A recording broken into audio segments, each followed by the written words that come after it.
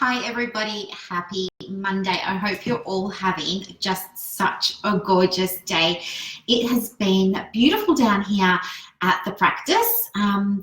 Today what I want to do is talk to you about how I find creativity when I'm feeling burned out. And the reason that I'm talking about this today is because recently, just a couple of days ago, on the Psychology Australia page, I gave away a coaching session for business owners, and I gave another one away on the AAPI page. And hey Mark, how are you? And some people had asked me if I had any tips for them about how I find creativity when I'm actually feeling a little bit tired or a little bit burned out myself. So I thought that's what we would talk about now. So I'm just sharing this over to my page. So there is something that I do, and it's not planned. What happens is when I'm kind of kicking along and I'm working. So as you know, I have two businesses and I'm solely and wholly responsible for both. All of the content that you see, that's mine. All of the webinars, all of the training, all of that, that's mine. All of the coaching work and the psychology work, that's mine. So I'm doing it all by myself, and I do get tired and I do struggle with creativity.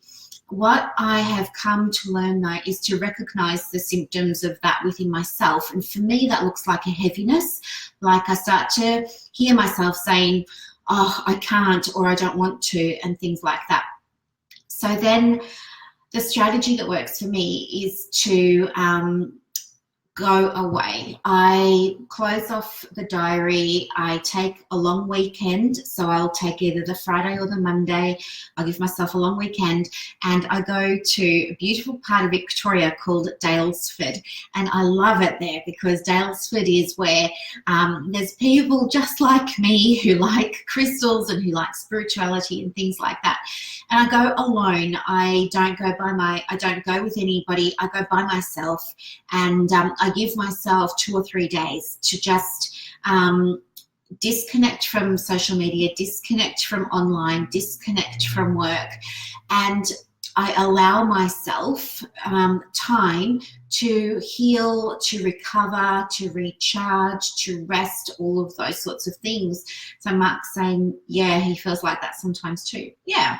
And then what I really enjoy doing is at Daylesford, they have a big lake, and I really enjoy walking around the lake. And you can drive a little bit out of Daylesford to Mount Franklin, and you can walk up the hills there in Mount Franklin.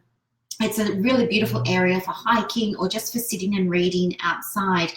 I'll also, Daylesford is in Hepburn Country, which is a spa area. So I always go and get a massage, and I'll allow myself to have one every day, and I'll allow myself to, binge on Netflix. Or they've got a beautiful bookstore there called Paradise Books, and I can allow myself to spend a whole day poking around in this secondhand bookstore that I love. And all of Daylesford's like pretty much a main street, and in the main street there's restaurants and little shops all up and down, and they're not the ones that you normally get in the bigger areas, in the bigger towns. So they're all one-off little shops, and so I like to poke around in those, and I like to go there and eat, because a lot of the food in that area is grown by local farmers, and so it's all like really clean and it's lovely. And then what ends up happening is, after I've been doing this for a couple of days, I start to get excited and inspired, and new ideas for new programs or new ideas for services or how I want to market and things like that start to come, and they come very, very easily, and they come very quickly and very joyfully. And so then I write everything down that I can, and it feels really good. And then I come home, and then the next day I come to work, and I get about setting everything up. And so that's how I find creativity when I've been feeling tired or run down or burned out. So Mark's saying he did orientation for his BA at Mount Jung. Is it Jungai?